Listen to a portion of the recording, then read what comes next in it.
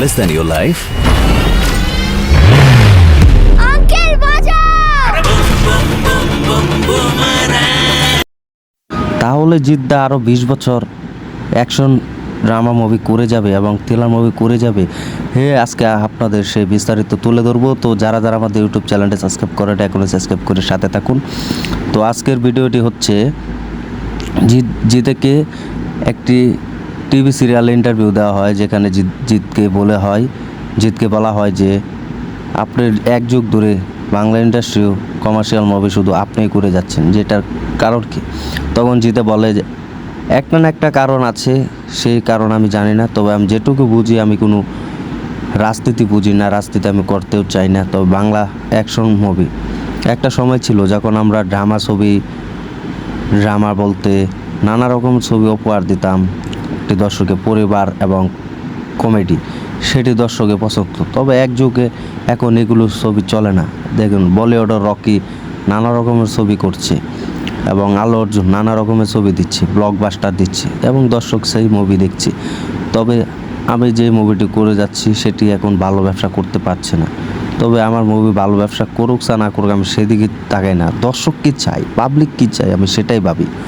তো commercial movie আমার মাথায় প্ল্যান হলো এইসব মুভি আর চলে না। তবে আমাকে কমেডি, যদি আমি বলিনি কমেডি মুভি করব না, তবে জিতে বলে যে আমি কমেডি মুভি করব যদি ভালো লাইটার হয় এবং ভালো প্রডিউসার হয়, ভালো গল্প হয়, আমি কেন করব না?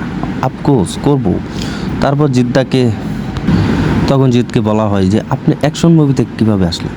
তখন জিতে বলে আমার কাছে একটি গল্প আসে যখন রাবণ মুভির গল্পটা আমার কাছে খুব ভালো লেগেছে, রাইটারও ভালো লেগেছে, তবে যে স্ক্রিনটা সেটাও ভালো লেগেছে। সো আমি মনে করলাম যে এবার এই মুভি দিয়েই যদি কামব্যাক করা যায় তাহলে ভালো হবে। তো সব কিছু আমার কাছে ডিফারেন্ট ভালো লেগেছে। তো Raavan movie all time blockbuster হয়েছে। তো রাবণ মুভির মাধ্যমে সব ভালো লেগেছে। তো রাবণ মুভি যে অ্যাকশন মুভি, সেটি যখন আমি রিলিজ দিই সব ঠিকঠাক থাকে, তখন পাবলিক এবং দর্শক, আমার যারা ফ্রেন্ড আছে তারা সবাই দেখে এবং দেখছে, কমার্শিয়াল মুভি পছন্দ করছে।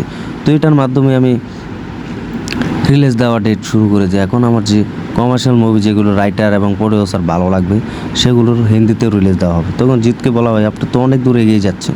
তখন জিতে বলে হ্যাঁ, এগিয়ে যাচ্ছে, এটা শুধু পাবলিকের জন্য। আসলে আমরা অ্যাক্টর হলে কেউ, আমাদের যে গুণ আছে সেটা আমাদের থাকতে হবে। আমি আরও 20 বছর ইন্ডাস্ট্রিতে কাজ করতে চাই যদি ভালো রাইটার থাকে, প্রডিউসার থাকে।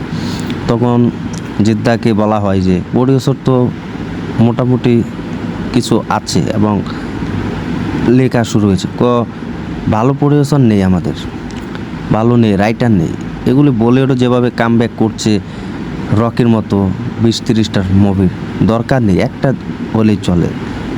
রকি কেজিএফ করছে, কেজিএফ চ্যাপ্টার 2 করছে, ভালো ব্যবসা করতে পারছে। তো আমাদের এখানে না, আমাদের এখানে ভয় পায় কি, যেমন ভয় যে একটি মুভি 2 থেকে 4 কোটির মতো ব্যবসা করতে পারছে না। একটু হচ্ছে কমার্শিয়াল মুভি এখন দেখছে মানুষ, বুঝতে জানে যে কমার্শিয়াল মুভি কোনটা এবং ফ্যাক কোনটা।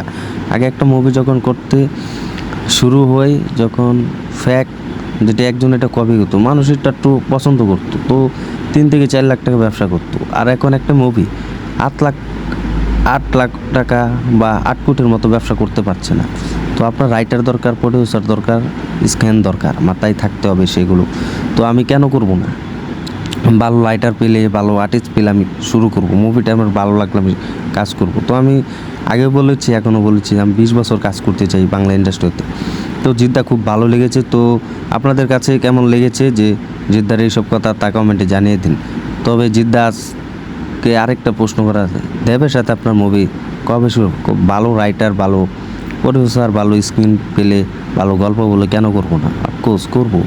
তো আমি সবসময় রাজি যে দেবের সাথে আমার মুভি করা খুব দরকার, খুব প্রয়োজন। তো কেন করব না? তো আপনারা সবাই বুঝতে পারছেন যে জিতের সাথে ইন্টারভিউতে সব কিছু বলছে যে কমার্শিয়াল মুভি আসলে এত করাটা সহজ না এবং সহজও, যিনি দর্শক বলে আজ বাংলা ইন্ডাস্ট্রিতে অনেক দূরে গিয়ে যেতে পারে। তো কমার্শিয়াল মুভি শুধু করলে হবে না এবং সবাইকে দেখতে হবে, হলে গিয়ে দেখতে হবে, এটাই বলেছে জিতে। তো আপনারা কমেন্ট করে জানিয়ে দিন জিদ্দার রিমোট কি এক হওয়া উচিত। তো ভিডিওটি ভালো লাগলে ভিডিওটি শেয়ার করে দিবেন আর একটা লাইক করে আমাদের সাথে থাকবেন। ধন্যবাদ সবাইকে।